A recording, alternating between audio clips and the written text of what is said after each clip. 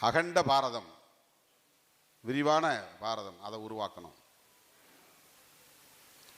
இதுதான் ஆர்எஸ்எஸ்காரனுடைய கனவு திட்டம். அதுக்காக 100 வருஷம் தாக்கு பிடிச்சி போராடிக்கிட்டு இருக்கிறான். 100 வருஷம் இந்த இயக்கம் அதுக்காக இயங்கிக்கிட்டு இருக்கு. 13,000 பேர் கல்யாணம் பண்ணாமல் இதுக்காக ஓடிக்கிட்டு இருக்கிறான். ஆர்எஸ்எஸ், விஸ்வ இந்து பரிஷத், பஜ்ரங் தல், இதெல்லாம் அதனுடைய சங் பரிவார் அமைப்புகள். அந்த அமைப்புகளை சார்ந்தவங்க 85-90 வயசு வரல இன்னும் வந்து கல்யாணம் பண்ணாதவங்க இருக்கிறாங்க. அவன் வேலை 24 மணி நேரம் 365 நாள் இந்த அரசியலை போய் ஊருக்கு ஊராக பரப்பணும்.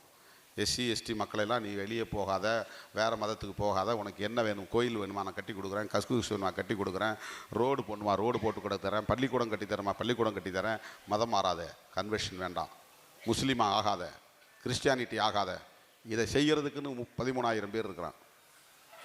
குடும்பம் இல்லாமல், பெண்டு பிள்ளை இல்லாமல், சொத்து சுகம் தேடாமல், பேர் புகழ் வேண்டான்னுட்டு, முகம் தெரியாது, மேடை ஏற மாட்டான், போஸ்டர் ஒட்ட மாட்டான், துண்டறிக்கையில் பேர் இல்லையேன்னு கவலைப்பட மாட்டான். 13,000 பேர் அப்படி வேலை செய்கிறான்.